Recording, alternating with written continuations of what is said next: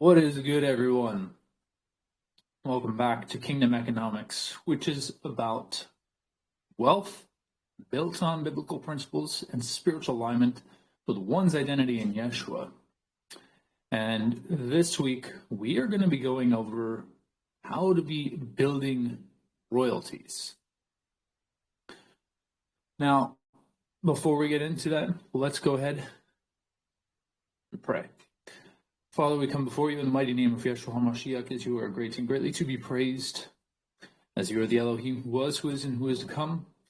We praise you for this day, as it is the day you have made, and will rejoice and be glad in it. And ensure that during Kingdom Economics, your will is being done, your word is flowing through us, and that Ruach HaKodesh guides us in all your holy ways. And establish sentient angels at every dimensional access point, so that way no one or anything is hindering what we are learning, so your will is being established on earth. And make sure that there's no astral traffic trading happening. We pray all these things in your mighty name, Yeshua HaMashiach, Elef Tav. All right. So, as always, disclaimer, I'm not an attorney, lawyer, tax accountant, or financial advisor. I do not sell any financial products. So, any questions regarding that area of expertise, contact your professionals. They will take care of that for you. The royalties that we're going to talk about, it's quite a bit, and we're going to go over books, music, art, and games. Before I cover that, I need to cover trade secret. Why? Because trade secret is free to create. Unlike copyright or patent, there's a cost to it. It depends on how much you're really putting into the project, the idea, that will determine the expense, really, for getting a copyright and patent. Now, you can copyright for free, technically, but to be completely structured, so you have full copyright of what you're doing, there's going to be some cost to it. Though a free way to start off, instead of having a copyright or patent, is having a trade secret. Trade secret, which creating one involves taking steps to keep certain information confidential and secret. It's just so that way it provides you the advantage in you and your business. Now, things that you want to do when creating a trade secret. Identify the information that you want to protect. This can be any confidential information that gives your business advantage, such as customer lists, marketing strategies, or product designs. The ability to have something tangible. Now, I listed off 3 different examples. I'm not saying those are the only. There could be multiple others. You also want to implement physical and digital security measures. It can involve implementing physical security measures, such as locking filing cabinets or secure server rooms, as well as digital security measures, such as encryption and firewalls. Now, if you are not well versed in IT, just see if one of your friends is, or hire someone that will do the job and follow through, and you're good to go. However, you do want to limit access to the information, because this is going to be limited to only those who need to know it, which can involve requiring employees to sign an NDA and restricting access to the information to only those with legitimate business reasons.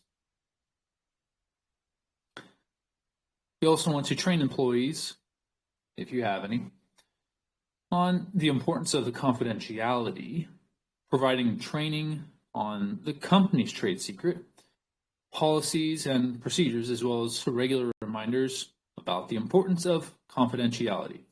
Now, this is going to be only for those that you do share your employees with the information. However, you do want to continuously monitor for breaches, because regularly checking access logs and conducting internal audits to ensure that the information is being protected as intended will make sure you do not end up in a situation you could have avoided by taking precaution and tracking who is using the trade secret and when and how, that whole enchilada. Now, that's a trade secret and things that you need to do just as a basic. There's more that you can add into creating your trade secret as steps. These are just some of the basics that you will need in order to make sure what you are doing avoids complications down the line that you don't want, let alone need. This will help you when you're building your royalties. So the first one we're going to look at are books. Now, books can be hardcover, can be paperback, can be audiobook, ebook, can be direct or indie sale. We're going to look at hardcover. So hardcover, and mind you, besides hardcover, the other formats I'm going to talk about, we'll talk about the royalty rate, basis of the royalty, and just some brief notes for each one. But with hardcover, usually you're going to see about 10 to 15% royalty rate there. It could be more, depending on how you structure it, but average out, you're going to be looking at 10 to 15%. And this is going to be on the list of the cover price.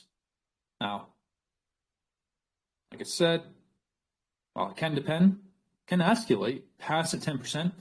Like, for example, you can do 10% up to 5,000 copies and then 12.5% thereafter. Or maybe you know that it's going to be a great hit and it's going well and saying, hey, 12.5% up to this point, then let's go to 20% once we hit 1 million. I don't know, something like that.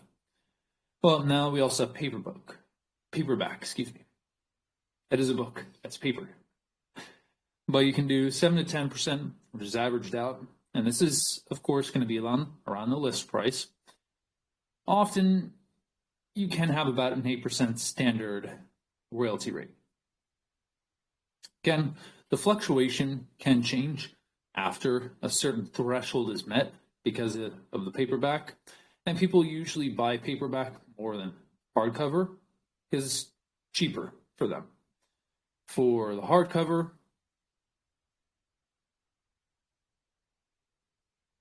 if it's something that they really love, because the artistry that you have in there, additional content that you have in the hardcover that's not in the paperback, then you're going to have more people buying the hardcover. So, something to think about there. Ebooks, so ebooks you're going to get more because you're not giving a physical copy out, but you're going to be looking at an average of 25 to 40%. And this is from the publisher's net receipts. Now, this can be higher a lot of times since it is a digital cost being lower,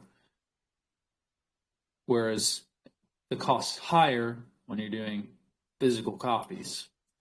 But just like you, hopefully you, or like myself, like hard copies just as much as the digital.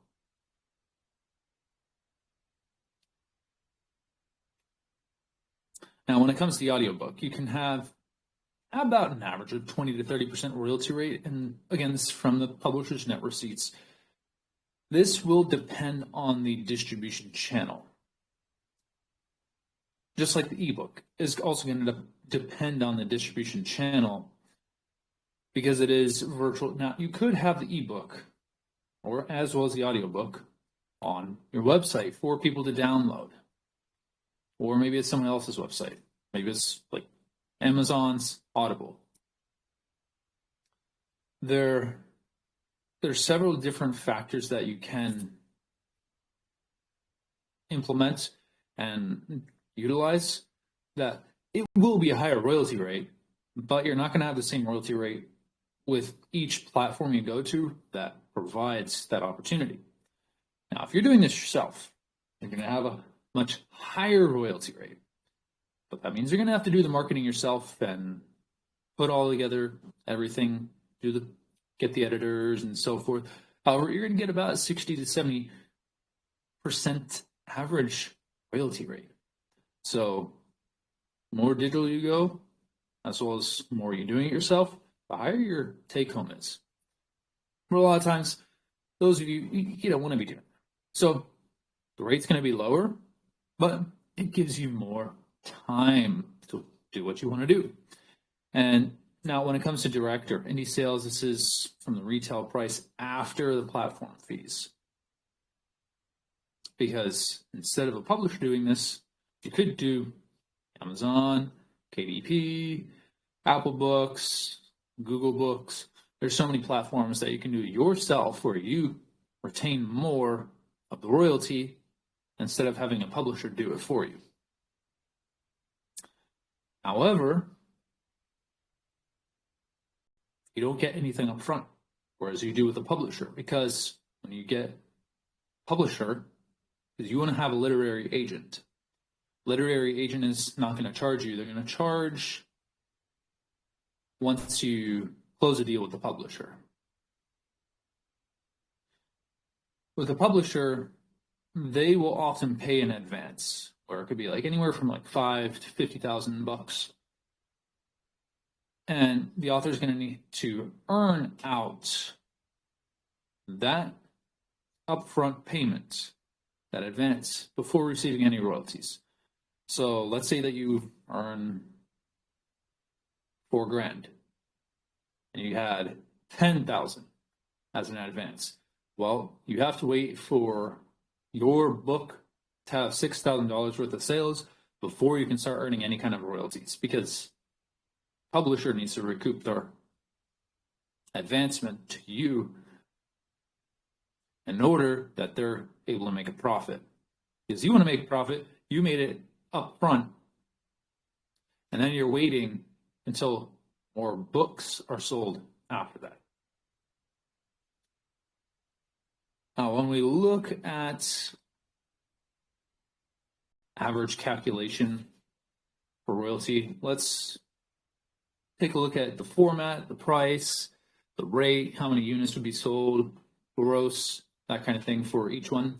Now, when we're looking at hardcover, say average about $25. Get a 10% royalty rate, 5,000 units sold, you get $12,500. Hey, great. Let's say that you got paid that $10,000 advance. Well, you made an additional $2,500 after that. It's great. Now, let's take a look at paperback. So let's say it's $16 instead. And you're making about 8% royalty. And there's 10,000 units that are sold. Well, you got 12,800 out of that. So you got $2,800 additional after that. So let's say that you have the hardcover sold and you have the paperback sold. Now you have $5,300 on top of that $10,000.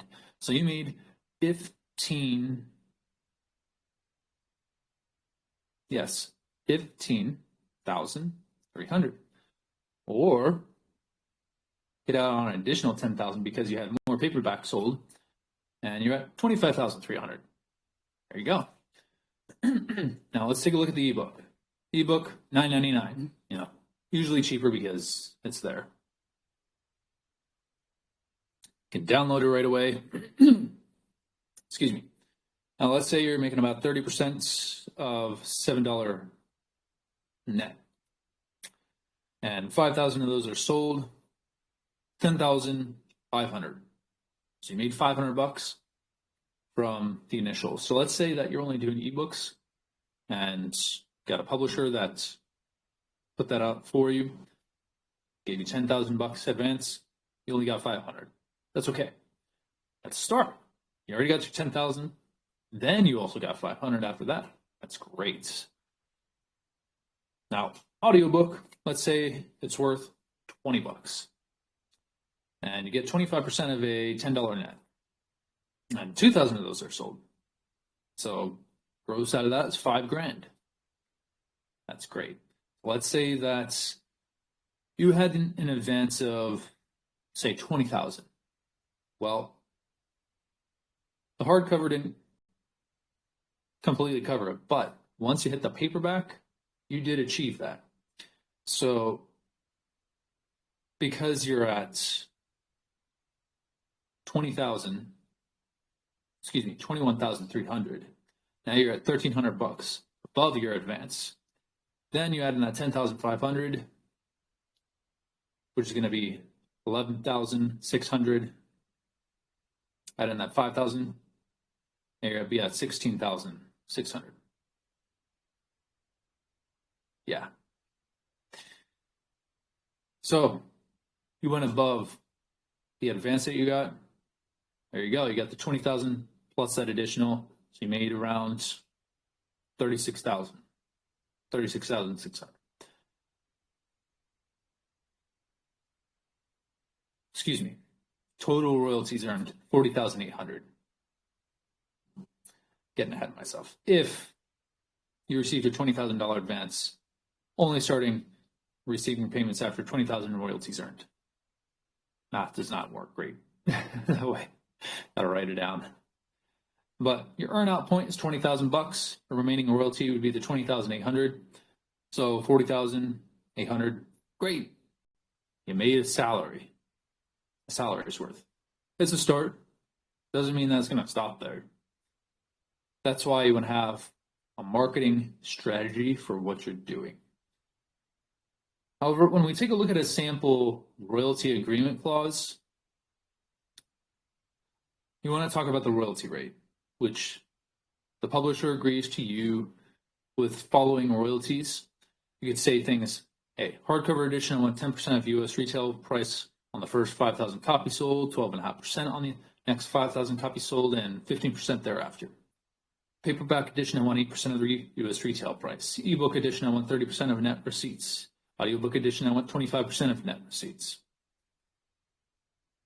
Now we can talk about the advance against the royalties. Publisher say, hey, I'll pay you a non-refundable advance of 20,000 and payable 50% upon delivery and acceptance of the final manuscript. The advance shall be recoupable from royalties due to the author.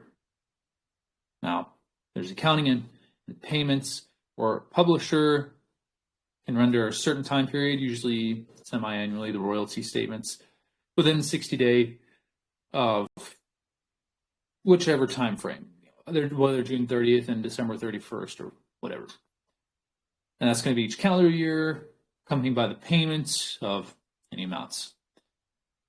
Now, of course, the returns and reserves, the publisher can withhold a reasonable reserve against the return, not to exceed such amount, could be like 15%, 20, whatever, on the royalties, to be liquidated in the subsequent accounting period. This is because they need to pay their costs for marketing, and they're also there to make a profit. Audit rights, of course, you as the author have the right, you want to make sure in your contract that you do have the right to audit the publisher's records once a year to make sure that expenses are going in the right direction for the publisher and royalties are adding up correctly to what you are receiving. You can also have an out-of-print clause where if the work is declared out of print and no edition remains available for sale, rights shall revert to you, the author, upon written request. So that's if it becomes that last resort. However, let's go ahead and look at music royalties. Now, when it comes to music royalties, I'm going to talk about the types there are, what it is, and who is going to be getting paid. So the types, you have performance, mechanical, synchronization, think master copies, and print.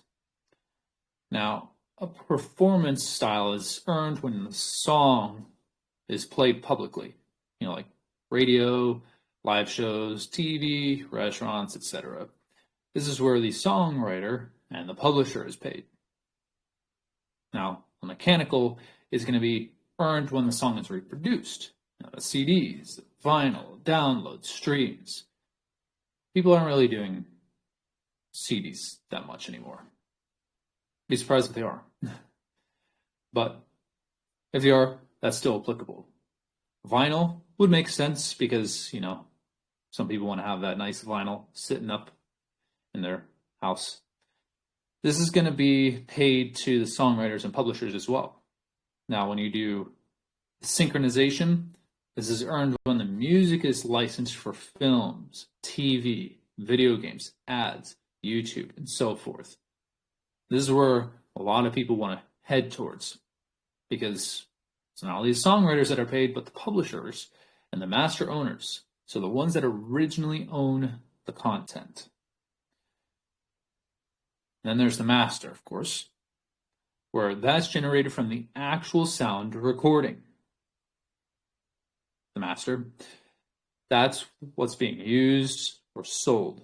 And this is getting paid out to the performing artists and the labels, which you can add in as their performance as well. So if you're the master producer and you're performing live, you can get double take on that. Now, in print edition, this is just earned from music sheet sales, which are both songwriters and publishers. Now, unless you're making stuff for movies, video games, maybe even if you're in a recording studio at times, it's going to make sense. Now, what you want to do is you want to register your music properly. Okay, you want to copyright your songs, you want to join a performing rights organization, register with a mechanical rights organization, sign up with a music distributor, and it's optional, but you can use a publishing administrator as well. Now, when you copyright your songs, you want to register with the U.S. Copyright Office. Right now, they are not operational because of the government shutdown, but that'll change whenever that they return to session. But this protects your composition and or your master recording. Now, it doesn't mean that you can't submit the information to the Copyright Office, which is copyright.gov. It just won't get processed right now. So, went on the website, it's the first thing it told me. Now, because you are going to be performing these at the very beginning, that's why you want to join a performance organization or performance rights organization. Now, in the U.S., it's things like organizations like BMI, ASCAP, or CESAC. You have in the UK, it could be PRS for music. In Canada, it's called SOCAN. There's other countries that have different variations, but you definitely want to have this under your belt because you're going to be performing the music live at some point and not just have it recorded. If you just want it recorded, that's great, but people want to see you live. Be like, hey, is this guy legitimate or is this just some else? Well, let's say you don't want to really do that, but you do want to at least have it blasted out online. Well, you can register with a mechanical rights organization. In the US, that's called the MLC, Mechanical Licensing Collective for Digital Streams and Downloads. Internationally, you have Harry Fox Agency, Song Trust. You can also have local equivalents wherever you're at. Though you do want to sign up with a music distributor. Once you have enough coming in, unless you want to do it yourself, you can. You don't have to wait around. It's if you want to have time to yourself that you want to use a music distributor, like a publishing administrator as well. But a music distributor, you can use things like DistroKid, CD Baby, TuneCore, United Masters to release your music on things like Spotify, Apple Music, etc. And these will collect the royalties for the streams and downloads that you have. Now, when I talk about using a publishing administrator, that's an option. I recommend such because services like Songtruth or Centric, they collect world publishing royalties for you. Things like doing your performance plus the mechanical. And more times than not, they'll give you access to these organizations that protect your rights. Or because you're already licensing out to the publisher, they're going to be protected with that stuff. So you're going to be protected either way. However, you do want to license your music for sync opportunities.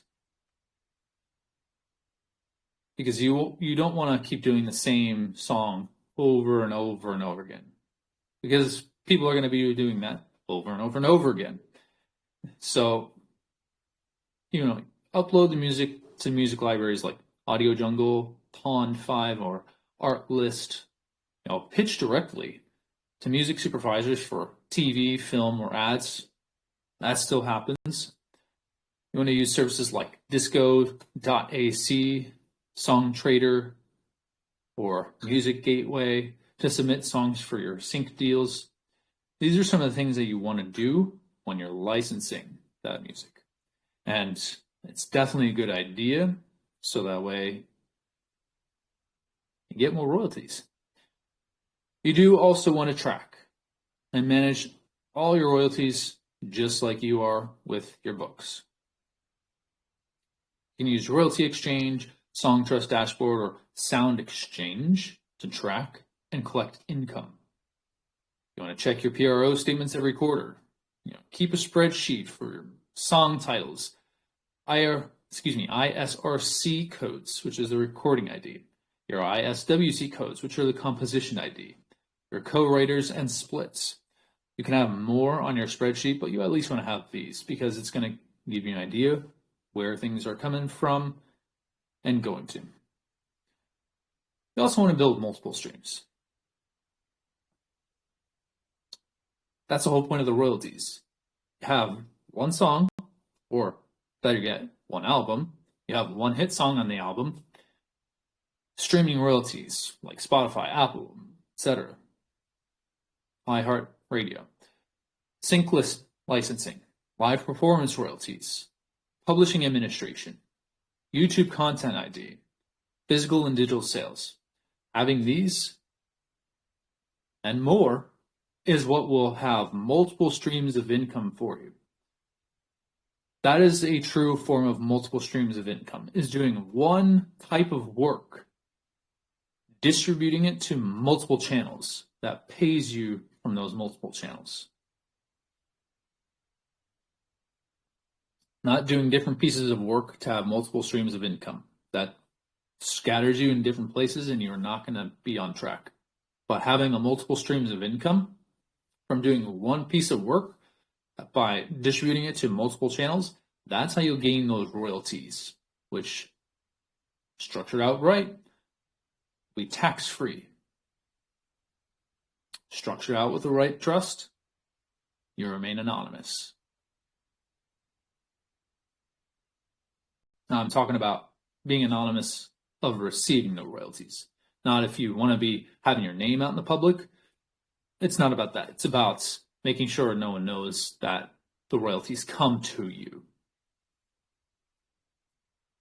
That's how you keep the anonymity. Completely legitimate, completely legal. It's done all the time. Now, let's focus on art. All right, so when it comes to art, of course, you want to protect your rights from the start. Copyright your work by formal registration, use contracts for every sale or commission, clearly stating you retain copyright and the buyer gets a license. or physical copy, not the underlying rights. You also want to add royalty clauses in the sales agreements. Include a resale royalty clause, such as artist retains a right to receive 10% of the gross resale price on any future resale of this artwork. Keep a record of each buyer and have them agree in writing. You also want to use digital tracking tools or platforms. Now, for you artists out there, for digitalized or tokenized art, do NFT platforms like Manifold, Zora, or Foundation, which automatically enforce royalties through smart contracts. You also want to set a percentage that you receive every time the NFT sells. Now,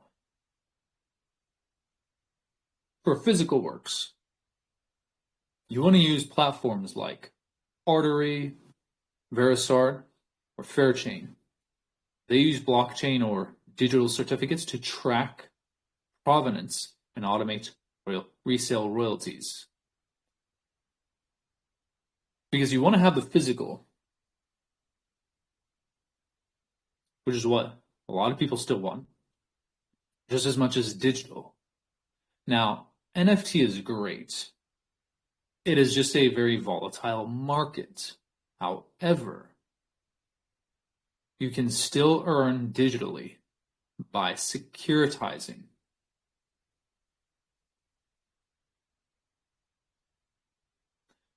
Now, this is for stronger security in your online sales.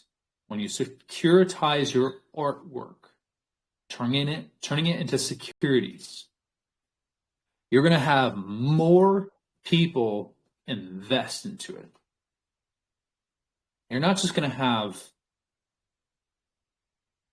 millennials or Gen Zers invest into an NFT.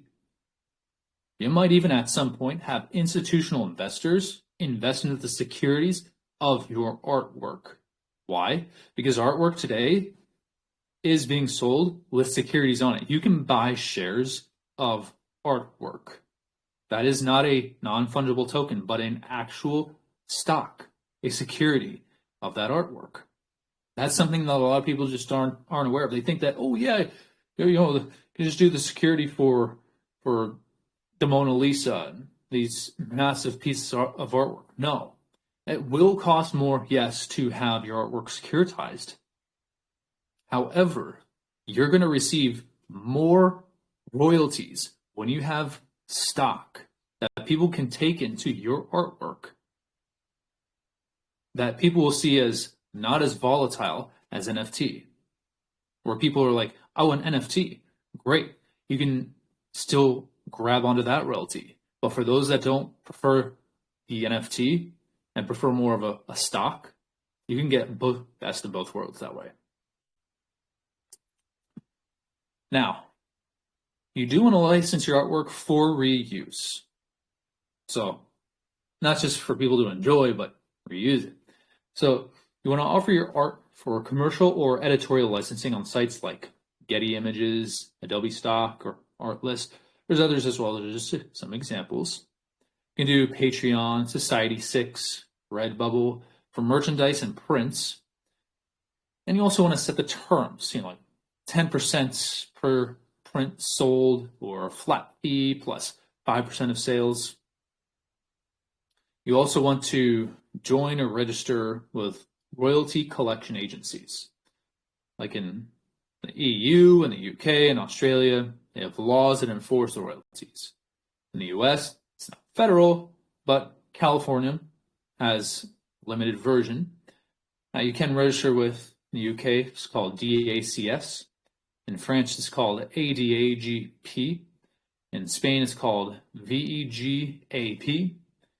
And in Australia, you have Copyright Agency. These organizations collect and distribute royalties for you. And this is because artwork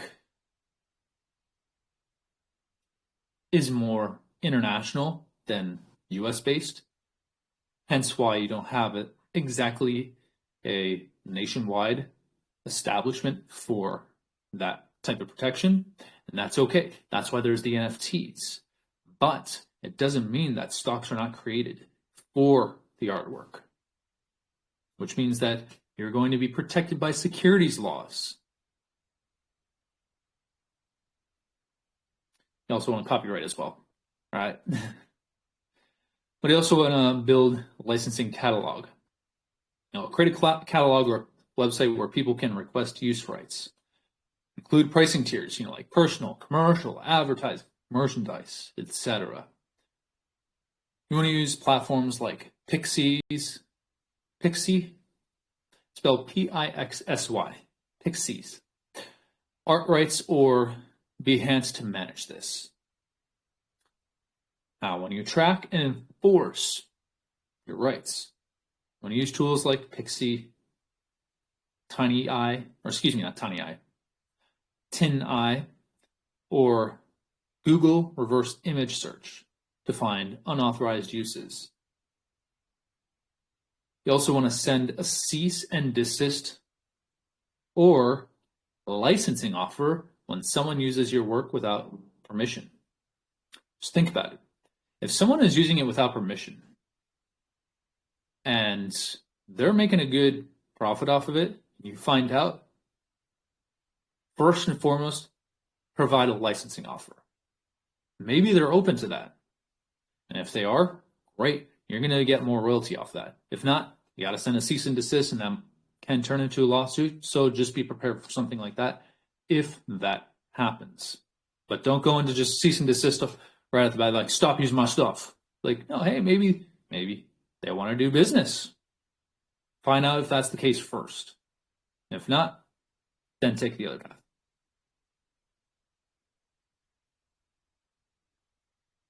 Now, I'm going to give some examples as to what the royalty is going to be like for NFT resales, print sales, gallery resale, and merchandise. Give a brief description, royalty percentage, and then a little bit of information on it for each. So with an NFT resale, it's going to be the secondary market trade. 7% royalty rate, about average. And this is usually automated via blockchain. Now, the reason why people want to do NFTs is because of that reason, blockchain. It's decentralized. Securities are centralized. It's all preference there. Print sales, you have each reproduction is average about 10%. This is through licensing or print on demand. When you have gallery resale, this is the collector resells painting. It can also be 10%.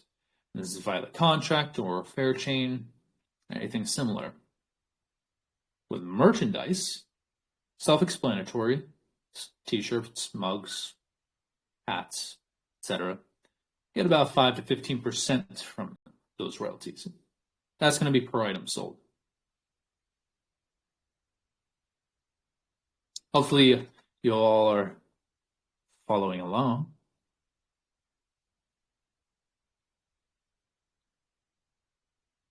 Because we're going to talk about games. Now that is going to be where we can use some of the other stuff that we just talked about. So, create and own a game IP, intellectual property. So the publishers or platforms distribute it. Licensing deals use your game's characters, assets, or name. You share revenue with collaborators like music or programming. Now, if it's a board game, of course, there's 9 out of 10 times no music involved. Unless someone's playing your CD. And there's no programming involved either, if it's a board game. You definitely do board games, without a doubt. But most people are going to be looking at video games. So that's what I'm going to be focusing on a little bit more. Now, when licensing or royalty agreements, you want to license your asset or your assets or technology to other developers or companies by selling the rights, to use your game engine, soundtrack, art, or characters. Like, for example, NVIDIA. NVIDIA did that with video game companies. Now what they're doing is they're in the business more for semiconductors and AI. That is why they have a massive market valuation. They got in where they knew there was a lot of profit being made with video games by providing their technology there, and took off because it was a program that they were providing, or so like a game engine. You also are able to get paid per unit sold, per download, or via recurring royalty, whether it's the licensing or royalty agreement.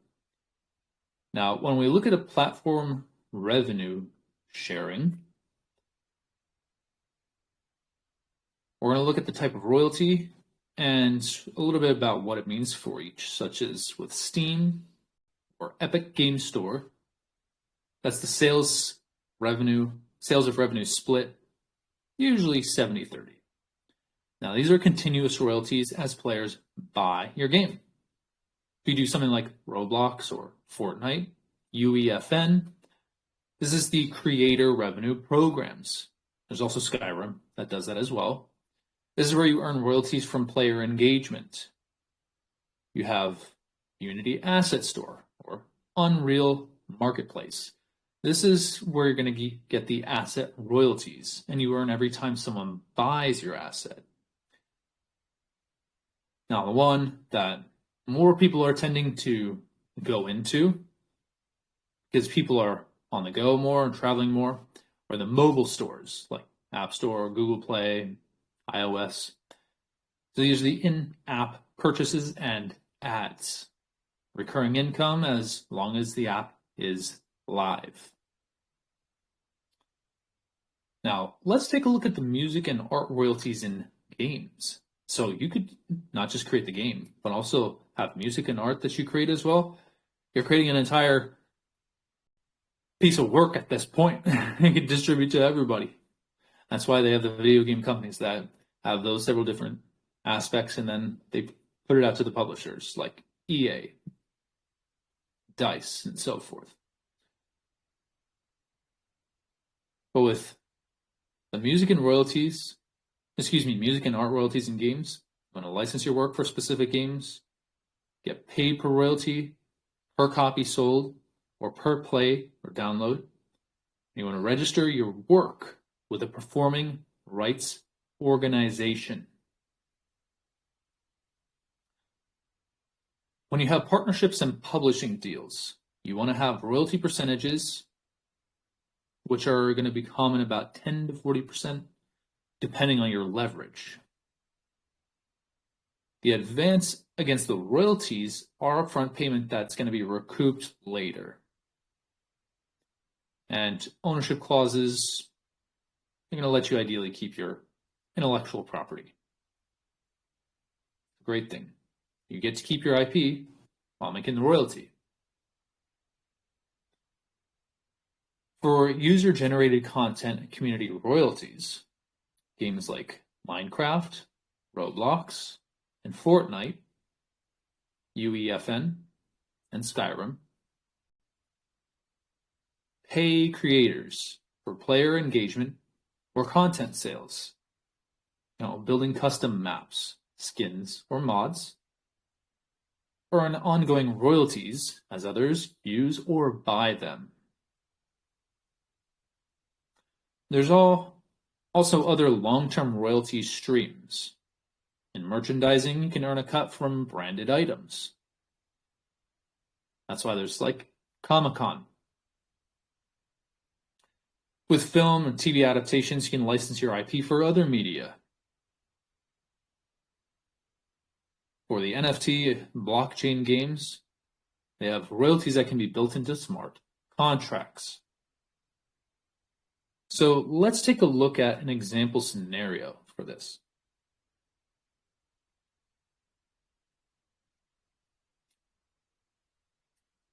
I talk about the source, the deal, structure looks like, and what a royalty stream is going to be as an example for the deal. So let's talk about a publisher. So say you get 25% royalties on the sale. Well, that's going to be $2, $2.50 per $10 game sold. Just as an example. Now, let's take a look at a soundtrack license, doing about 10% per copy. So you're going to get about 20 cents on the dollar for your soundtrack. Now, if we look at like a Steam sale, getting about 70% of the gross. So let's say, out of a $10 game, you're getting $7 per sale. Now, when we look at the merchandise, you're getting about 15% royalty. So you're getting $1.50, $1.50 per item sold. So when you have something that people are going to love, when it's novel enough for people to love, you will be very profitable with your royalties.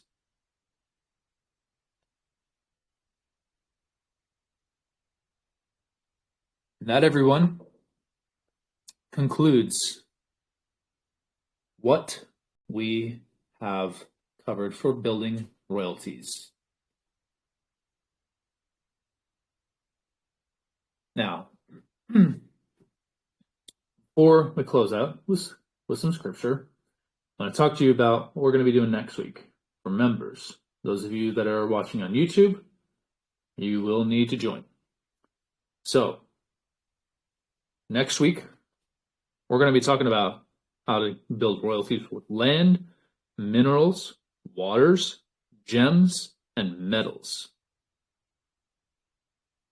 Okay, it's this one. We talked about more of the entertainment side of things.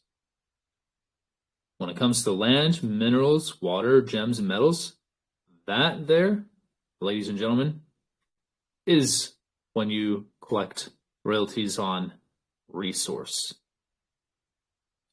So, for those of you wanting to learn more about that, definitely get in on your first free call, $9.99 a month thereafter. Let's go ahead, though, close off with some scripture we have here.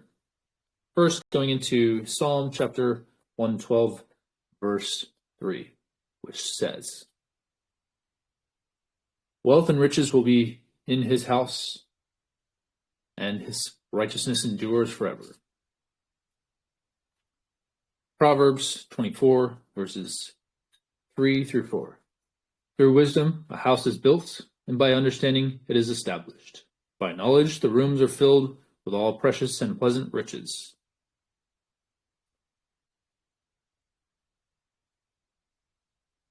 When it comes to Luke chapter 16, verses 10 through 11, "He who is faithful in what is least is faithful also in much, and he who is unjust in what is least is unjust also in much.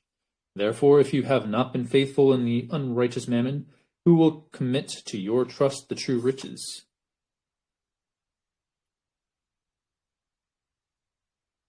And of course, last but not least, we have Galatians 6, verse 7, which says, "Do not be deceived.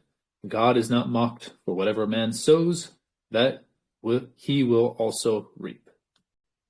And I declare these scriptures covered in the blood of Yeshua, and in every realm, age, timeline, dimension, frequency, vibration, sound, energy, planet, cosmos, constellation, universe, past, present, future to infinity, all infinities of infinities and beyond, all eternities of eternities and beyond, all timeless that exist, once existed, and could or could not exist, on all sides of creation, everything in between, in all multiverses, from the beginning across eternity, in Shemaim, in the heavens, on Haaretz, and under Haaretz, Aleph Tav.